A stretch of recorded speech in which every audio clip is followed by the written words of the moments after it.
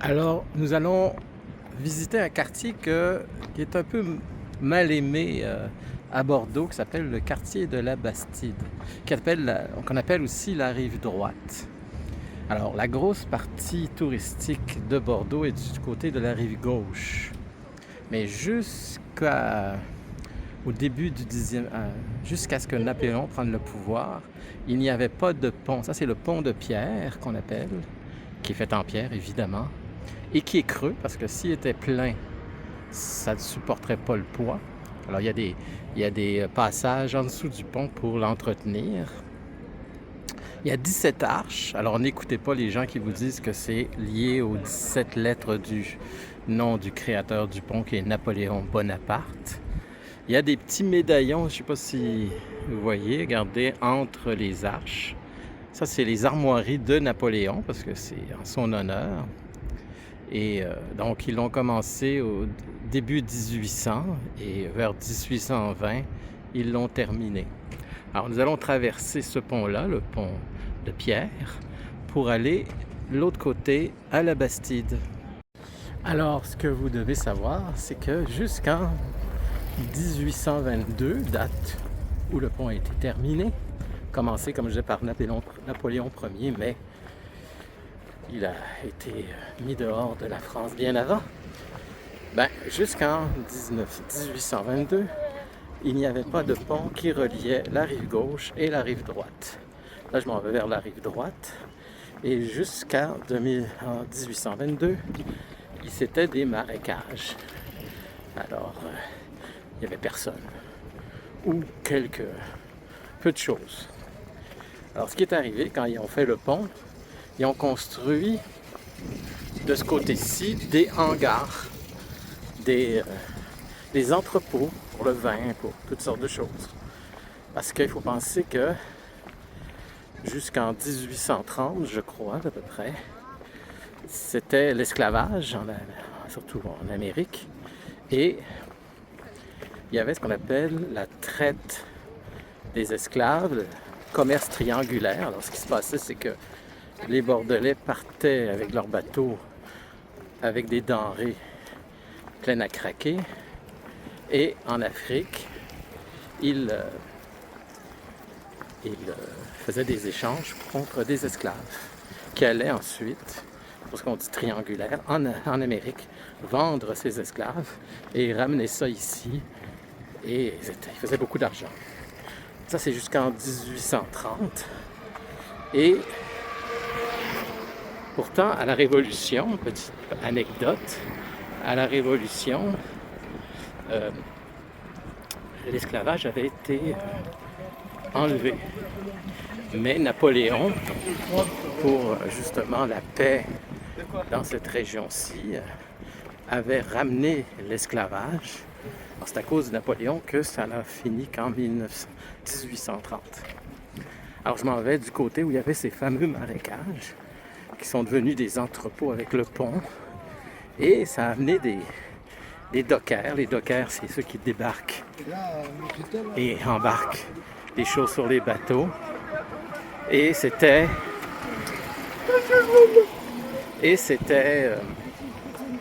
des gens pas forcément très fiables, très sérieux, dans le sens des costauds, des bums, on pourrait appeler ça. Donc, ça faisait un quartier qui était assez mal famé. Évidemment, maintenant, c'est devenu autre chose, comme vous pouvez le voir. C'est pas mal semblable à la rive gauche. Et on va aller découvrir ce coin-là. Alors, il ne faut pas oublier qu'on est à Bordeaux et il y avait un cépage très célèbre. Après que le pont soit construit, il y a eu des vignes et il y a eu un cépage très célèbre qui s'appelle le Petit Verre d'eau, qui est un cépage qui donne un petit goût de framboise au vin. Alors, on faisait un mélange de ce vin-là faire des alliages, comme on dit, pour donner des vins plus intéressants. Alors, ça, c'est une petite anecdote dans ce côté-ci de la Garonne, de la rivière Garonne, du fleuve de la Garonne qui sépare les deux rives. Alors je suis devant le lion de Xavier Vellan. C'est l'artiste qui a fait ce lion bleu. Oh, on voit pas tout. Sa tête et tout ça. Et devant, j'ai une affiche, le bal des pompiers de Bordeaux-Bastide, le 13 juillet, quai des Herries, bord de la Garonne. Alors ça c'est bon à savoir. Est-ce que je vais pouvoir venir voir ça? J'aimerais ça. Le bal des pompiers, 13 juillet, c'est à noter. Je serai encore à Bordeaux. Alors là, je m'en vais dans l'endroit le plus célèbre de la Bastide. Je vous garde ça comme surprise et on se retrouve là. Alors je m'en vais à la place que je vais vous montrer. Là, je passe devant Safran.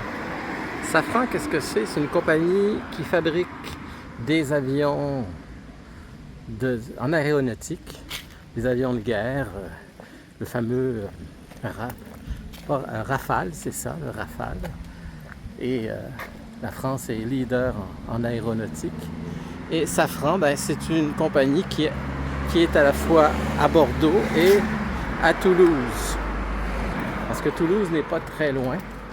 Et même la rivale de Bordeaux, ils sont en compétition. C'est un petit peu comme pour ceux du Québec, Montréal-Québec, Toulouse-Bordeaux. Et il y a beaucoup de compagnies importantes qui sont à Toulouse, dont Safran, très connu dans l'aéronautique. Alors je m'en vais toujours à la place que je vais vous montrer. Paraît-il que c'est la deuxième place la plus visitée après le musée du vin à Bordeaux. Donc c'est pas rien. Alors petite anecdote sur l'estuaire de la Garonne, la rivière qui traverse Bordeaux, qui sépare Bordeaux en deux. C'est que à la Deuxième Guerre mondiale, quand les Allemands ont quitté Bordeaux en 1944, quand ils perdaient la guerre, pour empêcher les Alliés de venir avec leurs navires, ils ont coulé tous leurs bateaux, les Allemands, leurs propres bateaux, et ils ont encombré cet estuaire. Il y a à peu près, je ne sais pas combien, 50 bateaux qui bloquaient ce passage-là.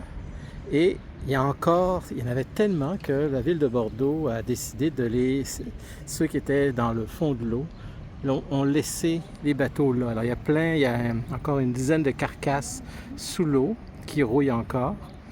Et quand il y a la marée basse, on peut voir encore ces carcasses réapparaître, nous rappeler la Deuxième Guerre mondiale, cette triste guerre où il y a eu trop de morts. Alors on y est, c'est Darwin. C'est un genre de lieu écologique alternatif où il y a tout ce qu'il faut. Il y a une boulangerie, évidemment, qui dit boulangerie. Et ne dites jamais pain au chocolat ici, vous allez vous faire tuer. Parce qu'il y a une grosse guerre entre le pain au chocolat et la chocolatine. Le sud-ouest, où on est, se battent pour dire chocolatine. Et tout le reste de la France, pain au chocolat. Évidemment, je le dis entre nous, c'est pain au chocolat qui a pris le dessus. Mais c'est tellement ridicule, des fois, les querelles de clochers. Ça, c'est le bar.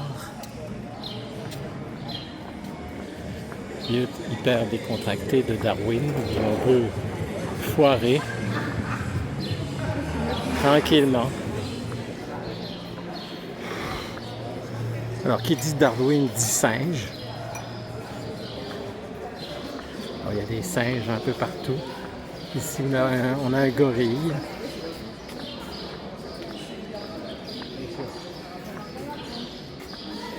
Salut gorille. Et ici, c'est la place du skatepark. Évidemment, on s'adresse à des jeunes. Et qui dit jeune parle de skatepark. Alors, c'est ça. Évidemment, il fait un peu chaud pour faire du skateboard, mais il y a tout ce qu'il faut. Alors, j'ai découvert l'endroit où ils font du skate. Vu qu'il fait trop chaud, ben, ils sont à l'intérieur parce qu'il fait trop chaud et il y a un endroit pour ça, pour le skate.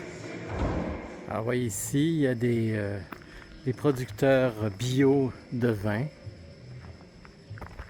où on peut aller déguster leur vin. Ça a l'air d'être fermé pour le moment. Alors, vous avez même un centre médical pour Darwin et un centre médical pour les artistes parce que je suis dans les ateliers. Alors, qui dit alternatif, dit art alternatif. Alors, je suis dans les ateliers des artistes. Rien de moins. C'est tranquille, il fait.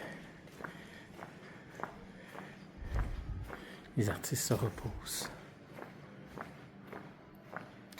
Alors moi, en étant moi-même artiste, c'est sûr que ça m'intéresse. Je viens regarder. Mais ils sont pas là. Je vois les ateliers. En voici un. Personne qui travaille le tissu surtout. Un autre atelier que j'essaie de voir entre les planches. Ça ressemble plus à un atelier pour réparer des vélos. Et ça, c'est un atelier d'artiste, ça c'est clair. Travaille le bois.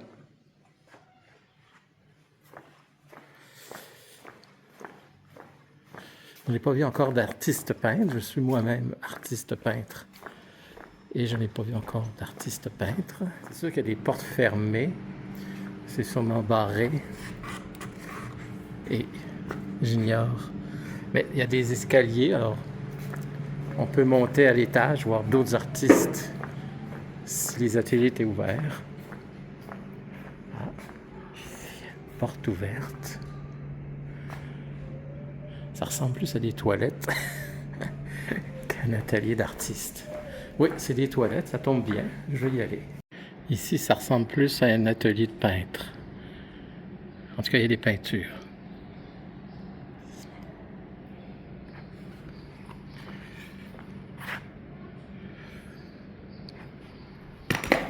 Oups. Ah, là, c'est fermé.